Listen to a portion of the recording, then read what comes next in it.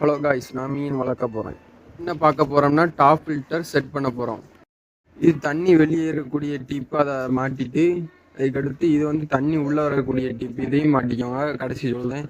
அதுக்கடுத்து உள்ளே வந்து ஒரு வலை மாதிரி தருவாங்க, அதை வச்சுக்கோங்க. ஏன்னா அதில் எதுவும் தண்ணி வெளியே போகும்போது எதுவும் அடைச்சிட்டு தண்ணி வெளியே போகக்கூடாமல் இருக்கிறதுக்கு தான். அதுக்கடுத்து இதுக்கு மேலே நம்ம ஸ்பாஞ்ச் வைக்கணும். அது ஸ்பாஞ்ச் எதுக்குன்னா நம்ம அழுக்கு கிழக்கு அடைக்கக்கூடாது. இங்கே தான் அழுக்கு இது மேலேயே பட்டு தண்ணி மட்டும் போகும். அதுக்கடுத்து நம்ம இதுக்கு மேலே ஃபில்டர் வேறு வைக்கணும், ஃபில்டர் மீடியாஸ் வைக்கணும். பயோபால்ஸும் சிராமிக் சிரிங்ஸும் இருக்குது.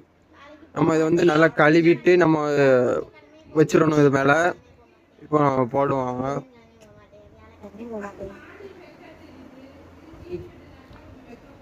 போட்ட பிறகு இதுக்கு மேலே ஆக்டிவேட்டர் கார்பன் இருக்கும். இது எதுக்குன்னா இதுக்கு மேலே ஸ்பாஞ்ச் வச்சிருக்கோம். ஏன்னா இதுக்கு மேலே வந்து அழுக்கு பட்டக்கூடாது. இது தண்ணியில் ஸ்மெல் அடிக்காமல் இருக்குதுக்கு.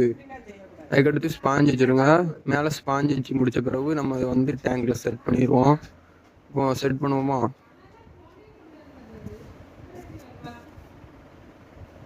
இப்போ செட் பண்ணியாச்சு. இப்போ இந்த டீப் எடுத்து அதுக்குள்ளே வந்து நம்ம மாட்டணும். அப்போ தான் தண்ணி விழும், அதுக்குள்ளே வாங்க மாட்டோம். மாட்டியாச்சு. இப்போ வந்து இது வந்து ஏர் டீப்பு. நம்ம ஏர் தேவைன்னா இது திறந்து விட்டுருக்கோம். நம்மளுக்கு ஏர் தேவையில்ல. அதுக்கடுத்து வாங்க சுவிட்சு போட்டுருவோம். போட்ட பிறகு இப்போ ரன் ஆகிக்கிட்டு இருக்கு தண்ணி. இப்போ வந்து டீப் வழியாக அந்த வழியாக தண்ணி விழுறதுனால நம்மளுக்கு கீழே வருது. இப்போ ஃபில்டர் ஆகிக்கிட்டு இருக்கு. அவ்வளோதான் கைஸ், ஃபைனல் லுக்கு பாருங்க கைஸ்.